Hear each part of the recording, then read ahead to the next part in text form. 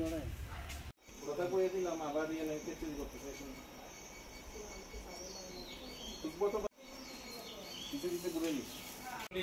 সকালে একটি গোপন সংবাদের ভিত্তিতে মধুপুর থানার অফিসার স্টাফরা একটা আমরা এনডিপিএস এর এগেইনস্টে অভিযান চালাই এবং এখানে বনকুমারীর রাস্তার উপর একটি গাড়িকে আমরা পাই আটক করে এবং তার মধ্যে তল্লাশি চালিয়ে আমরা প্রায় 70 কেজি গাঁজা উদ্ধার করতে পারি।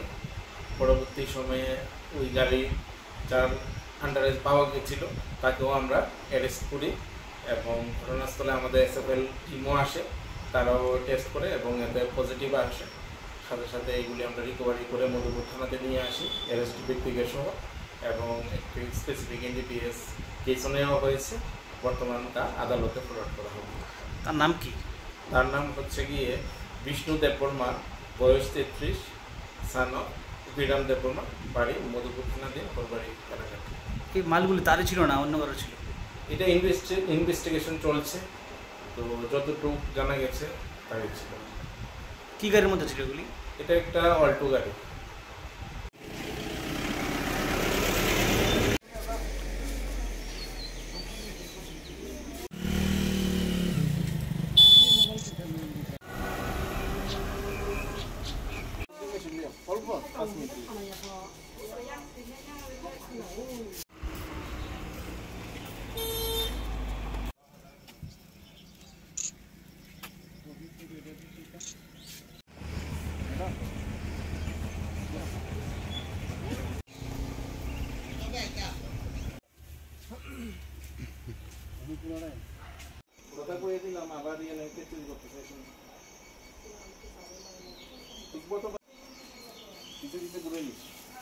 আজকে সকালে একটি গোপন সংবাদের ভিত্তিতে মধুপুর থানার অফিসার স্টাফরা একটা আমরা এনডিপিএস এর এগেইনস্টে অভিযান চালাই এবং এখানে বনকুমারীর রাস্তার উপর একটি গাড়িকে আমরা পাই আটক করে এবং তার মধ্যে তল্লাশি চালিয়ে আমরা প্রায় 70 কেজি গাঁজা উদ্ধার করতে পারি।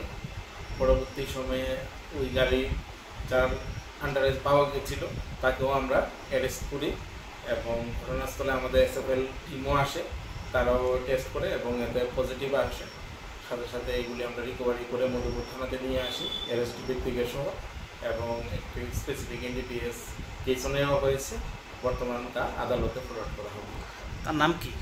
তার নাম হচ্ছে গিয়ে বিষ্ণু দেববর্মা, বয়স 33, সান অফ বিরাম দেববর্মা, বাড়ি মধুপুর থানাধীন ঘরবাড়ি কানাঘাট। এই মালগুলি তারই ছিল না অন্য কারো ছিল? এটা ইনভেস্টিগেশন চলছে, তো যতটুকু জানা গেছে তাই ছিল। কী গাড়ির মধ্যে ছিল এগুলি? এটা একটা অল্টো গাড়ি।